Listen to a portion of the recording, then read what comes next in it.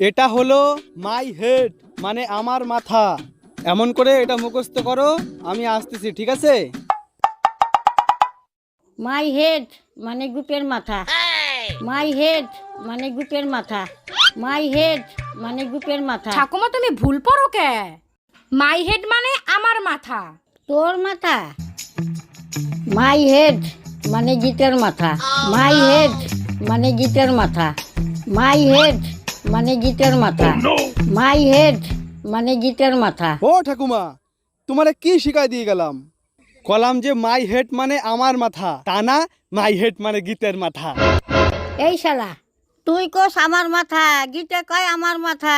আমি কার মাথা পড়বো রে? শালা তোকে শিল নোড়া দিয়ে মাথা ফাটাই দেবো।